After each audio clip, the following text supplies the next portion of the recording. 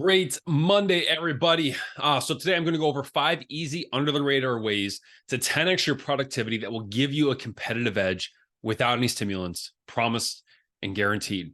All right. Number 4 is a little controversial. We'll get into that in a little bit, but I'm going to keep this super short and to the point for you guys. So let's jump right in.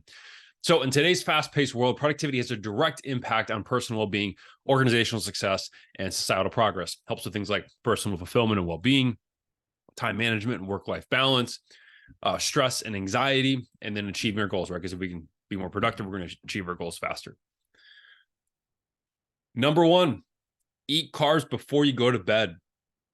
Many of you might be thinking, now wait, I'm going to gain weight. No. I've helped hundreds of people lose weight. When this happens, if you're eating excess food before bed, that's where the problem lies. For this, we want to stay away from processed or refined carbs. We want to stick with starches and complex carbs for this. And what this does is this increases levels of serotonin. For those that aren't aware, serotonin is kind of the rest and relaxation neurotransmitter. So when we increase our serotonin within our brain due to eating the carbs, this actually helps to decrease the levels of cortisol, which allows melatonin to come and help us fall asleep. So the story behind this, or kind of the background on this, is if your cortisol and melatonin is an inverse relationship. Cortisol is our stress hormone, melatonin is our sleep hormone. If cortisol is high, melatonin will not come in to make us fall asleep. It's just a survival thing, because cortisol is, hey, we're under stress. This is a fight or flight thing. We shouldn't be falling asleep. Okay, so if our cortisol levels are high, melatonin is not going to come in. The serotonin helps the body to rest and relax, decreasing the cortisol, allowing melatonin to come in and allow us to get better quality sleep. If we're more quality sleep, we're going to be more focused, more productive the next day. Okay. Fun fact: if you're in a low carb diet, this can be why you may be struggling to fall asleep too as well. Second, nasal breathing. Nasal breathing increases nitric oxide. Nitric oxide is a blood vasodilator, which means it allows more blood flow to come to the brain, which allows us to increase production or delivery of nutrients like oxygen and glucose to the brain, allows us to be more productive and focus better too as well. It also lowers blood pressure and physical performance. Nasal breathing while sleeping, I highly recommend this. They make things like mouth tape. It sounds weird, but it works. That'll improve the quality of your sleep, because we're going to increase the delivery of oxygen again throughout the body, allowing us to sleep better. And like I said before, we'll be more focused and more productive the following day. Number 3, this is what I call hyperhydration. I do this with the students that I work with. Before you ingest anything in the morning, you want to do this. You're going to squeeze the juice out of a lemon and then mix in some sea salt and then fill the cup with water, room temperature water. Don't do this cold. You're going to drink it. And why? The reason you do this is this rehydrates your brain and your body, because you've just gone 6 to 8 hours without having anything. So your body's slightly dehydrated. And when you do this, if you have the right balance of lemon and salt, it kind of tastes like a little bit of a margarita. You're going to feel more alert. Just facts. Helps all the time.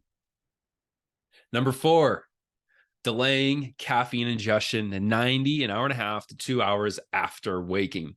If you can do this, you're going to be better off in the afternoon. Here's why. Caffeine blocks the binding of adenosine. Adenosine is what's associated with what's making us feel sleepy. So the way this works is, as we go throughout the day, the buildup of adenosine is what makes us tired until we go to bed. And then my slide, there we go. So as we sleep, our body's going to clear this out. So then when we wake up, we feel more alert.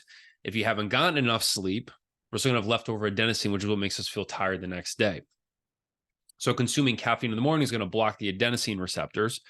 Okay. However, once the caffeine in your system wears off, it then comes back almost, I wouldn't say tenfold an exaggeration, but it comes back in full force and actually makes you feel more tired than what you were before, causing you to reach for more caffeine, more coffee. And this cycle just continues on and on and on to where our nervous system is kind of on this like fight or flight mode all the time. And then we get to bed, we're super stressed, or we're wired, what I call wired and tired, where your brain's still going, even though your body's just physically exhausted because the cortisol is so high. So delaying your caffeine intake in general, an hour and a half to 2 hours after you wake, is going to help conquer this altogether. So this is going to, what it does is this allows cortisol, because cortisol is actually good for us at the right moments. It spikes in the morning. That's what wakes us up. And the cortisol production is actually what's going to wake us up in the morning. So if we allow this natural process to take place and then have our coffee, we're going to be better off in the afternoon. When we take coffee or caffeine in the morning, it actually disrupts this production and actually disrupts the spike. Okay, so delay your caffeine. I know some of you might be like coming at me right now, all right? But delay your caffeine ingestion an hour and a half to 2 hours after you wake. Last one is Freedom app.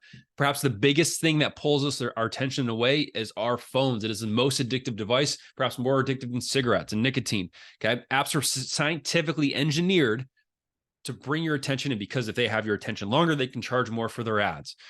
The Freedom app, what it does is it actually blocks access to different apps during the day for however long you want to. You can pick which apps you want to block and forever how long, whatever focus time you want to work.